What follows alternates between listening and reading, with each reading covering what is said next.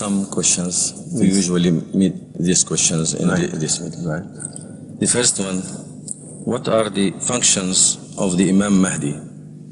And could it be achieved by the activities of regular mullahs and religious jamaat? Well, it's a very good question, a very pertinent question. Right?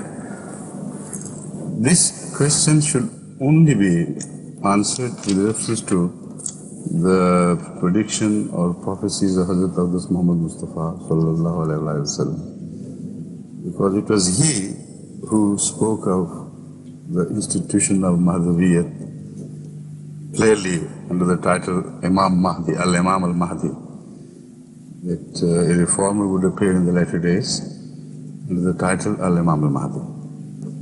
So, of all the people on earth, he knows best what he meant and what the purpose of that Mahdi was.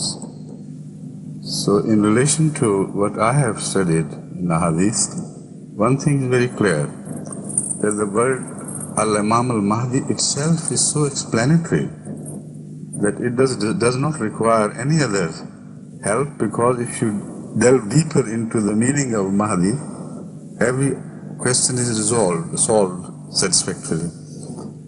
Al-Imam al-Hadi he didn't say.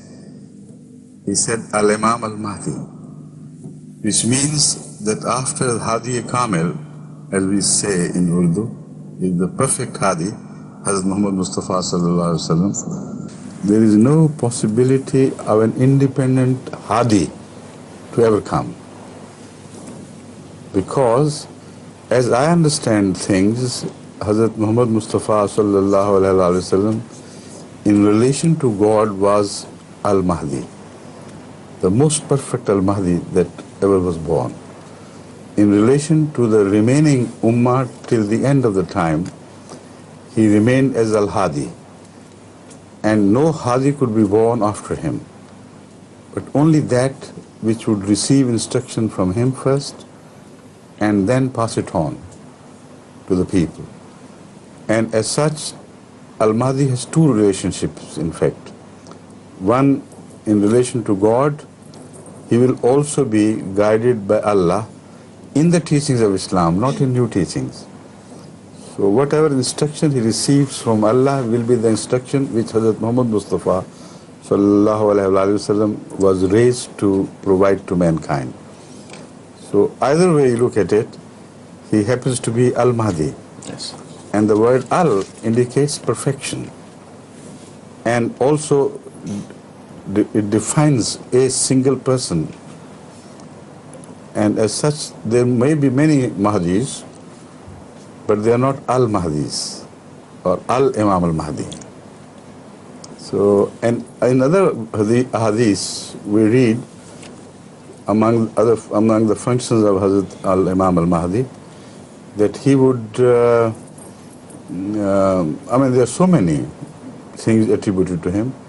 The major among them are those which he also shares with the office of Al-Masih al-Ma'ud. Both are referred to as Hakam Adal. That is to say, they would come at a time when the Ummah would be divided in doctrines and in so many other ways, in different planes, and there would be need for a divine reformer who, guided by Allah, would sit on the chair of justice and dispense all the cases of their mutual quarrels and disagreements on the divine issues.